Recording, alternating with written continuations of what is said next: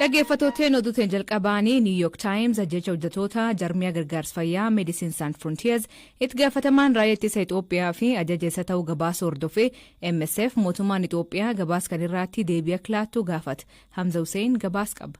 Akka lakkoofsa Itoophiyaa waxabajjii 17/2013 hojjettoonni dhaabbatichaa 3 naannoo Tigraay keessa hojii misoomaaf wayita imalaa jiranii rasaasa dhiyeenyarraa itti dhukaafameen lubbuu dhaban. Ajjecha kana hordofee gaazexaa biyya Ameerikaa ka tahe New York Times gabaasa hojjeteen namoonni kunneen ka ajjeefaman loltoota raayyaa ittisaa Itoophiyaatiin jedheera. Miidiyaan kun loltoota waraanii Itoophiyaa hojjettoota gargaarsaa fi namoota ajjechaa kana qoratan wabeeffachuun gabaasa hojjete keessatti hojjettoonni 3 kunneen loltoota baqachaa jiraniin ajjeefamuu mirkaneeffachuu hima. Haleellaa kanaan ka ajjeefaman qindeessaa ittaanaa MSF ka ture namni ganna 31 Yohaannis Halafoom, konkolaachisaan ganna 31 Teedros Gabramaariyaam akkasumas waggoota dheeraaf gargaarsa hatattamaa irratti ka hojjete lammiin Speen Maariyaa Hernandez.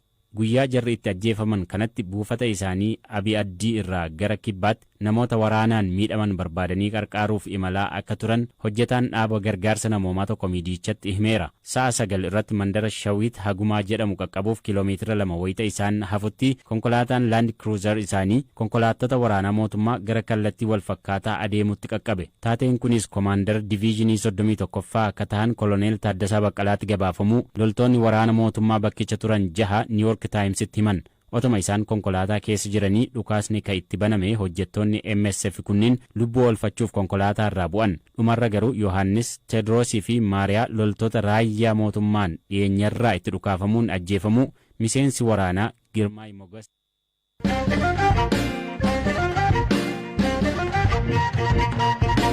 Naannoo Oromiyaa godinaalee Baalee, Booranaaf Gujiitti hongeen bifa addaatiin uummata miidhaa jiraachuu jiraatonni himan. Bakkeewwan kanaatti horiin hongeef dhume kumaatamaan kan lakkaa'amu yoo ta'u, amma immoo namoonni beelan lubbuu dhabuu himamaa jira. Jiraatan godin Guji Bahaa, Aanaa Goorodoolaa, Sharu Marqos kan maatiin isaa sababa bonaaf buqqaan ammaatti namni 9 beelan du'uu hima. Uummati akka malee miidhamee jira, lubbuun namaa ba'ee jira, horii inni nu dhumate namni horii irraa garaa kaasee amma sadarkaa lubbuu ofii baraarachuutti irra jira. Baadiyyaa fagoorraa baqatanii naannoo magaalaatti deebi'anii jiranii keessattuu aanaa Liibanii, aanaa Gumeeddalloo, aanaa Goorodoolaa, Sabbaa Boruullee dabalatee aanutti kun akka malee aanaa Waadaraallee dabalatee akka malee uummati miidhamaa jira. Waan nyaatan hin qabanii, san bira dabalatee ammoo bishaan dhugaatiillee hin qabanu. Baqatanii amma naannoo magaalaa Harqalloo warra jiru jira. Aanaa Goorodoolaa keessaa akka baqatanii gara biraatti aanaa Liibaniif Gumeeddalloo irraa baqatanii naannoo magaalaa Nageelleetti dacha'anii erga magaalaatti qubatanii jiranii. Uummata akka malee gargaarsa barbaadaa, bishaan dhugaatii barbaadaa, waan nyaatee hin qabu, rakkoo cimaa keessa jira. Gama biraatiin ammoo bishaan qotatee sabbaa keessaa dhuga waan ta'eef dhukkubni achitti dhukkubni garaa kaasaa. Ammallee ammoo sababa hanqina nyaataatiin daa'imaaleen baay'een dhumaa jiranii. Haati duutee jirti aanaa Liibanii ganda algee irraa haati ilmaan 10 qabdu sababa beelaatiin duutee jirti. Akkasuma bakka haala ulfaataa keessa jirra beektaa.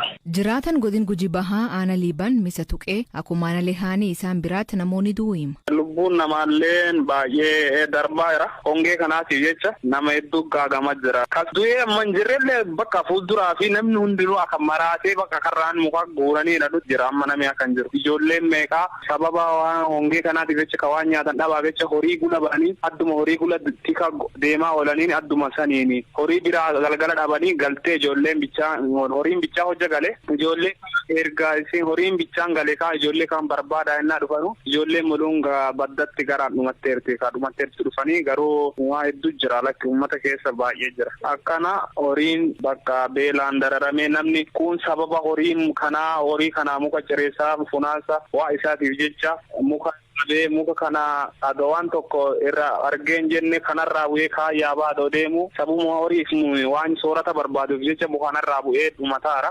Akaamuti namilleen haala kunoo kanaan jireenyi burjaajee uummanni gaagamaara akkana keessa. Akkuma godin Gujii godin Booranaalletti namoonni beelan du'uun himamaa jira. Barraaqoo Ilimaa jiraatan aanaa Taltallee haal jiru akkanaan hima. Kuninu nama dheeratee horiin namirraa obbaa'ee horiin akka loonii jaalareen cufti namirraa obbaatee namni guma dhabeetiin sadarkaa inni nu harka fiitiin hojjeesaa ga'u cuftiin jira ammallee waan jiraatu waan gurguran hin qabne inni nu garaachaan obba'uu jirullee cuftii kana wanni jajjabduun ammoo horiin inni nu waan ol kaasan wanni namni gabaa toofateetiin gurguratee waan akka sokkaarii majaaniitiin bitatullee hin jiru namni akka jajjaba jira. Aana keessan faatti namni lubbuu dhabe lakkoofsan beekuu dandeettu? Lakkoofsisaa hagan jechuun danda'u ammoo aana taltalliifaa aana dilloofaa aana kakkana namni gudduma namni akka jaarrolee faan daa'ima faan namni akka garaachi qabu faan gudduma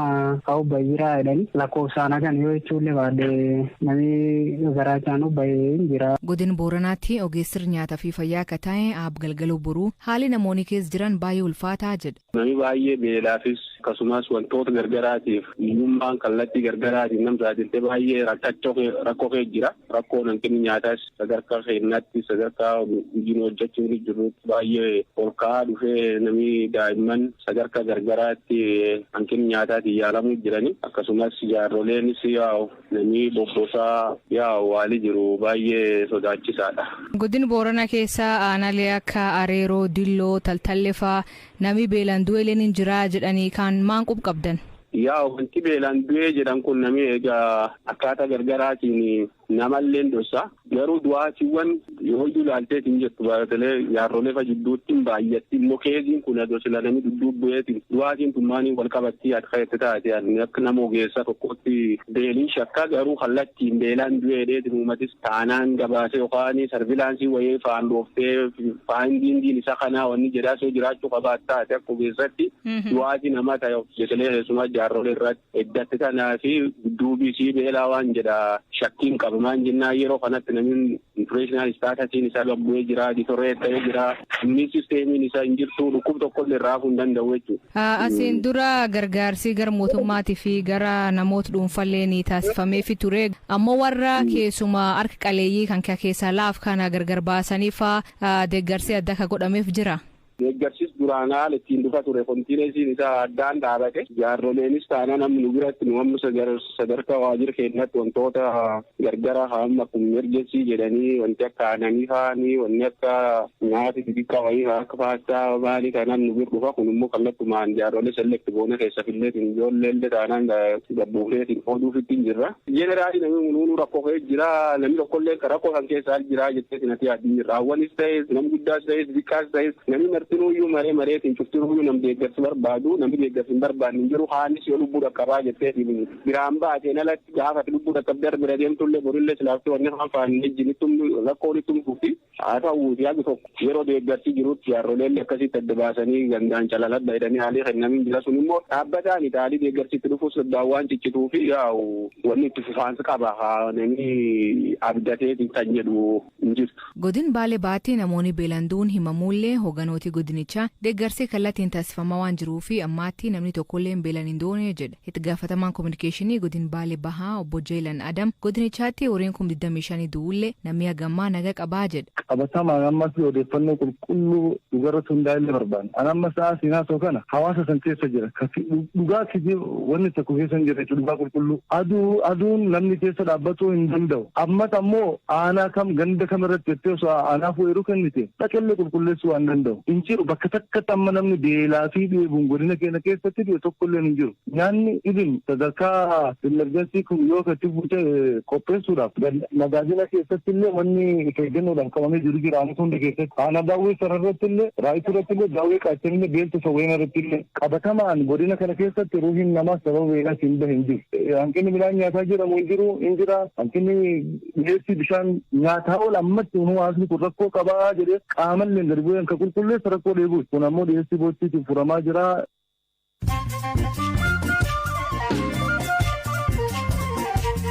Dhaggeeffattootni amma oduu gaggabaaboo addunyaa isanii dhiyeessaa jalqabaanii konkolaataawwan deeggarsi nyaataa fi boba'aa fe'an samararra kaa'uun gara Maqaleetti imalaa jiraachuu ministeerri dhimma alaa Itoophiyaa beeksise.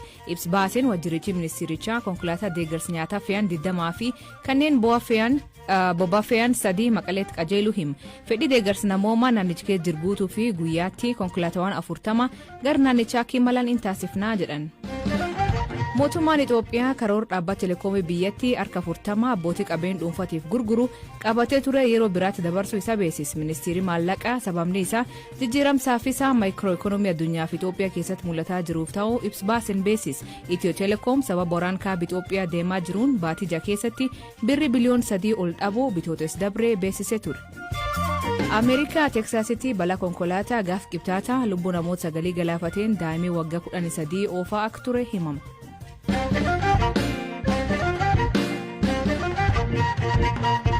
Barattoonni Itoophiyaa Yukireenitti da'oo baqattoota keessatti guramanii jiraachuu hiriyoonni isaanii biyyamanii jiran BBC'tti himan.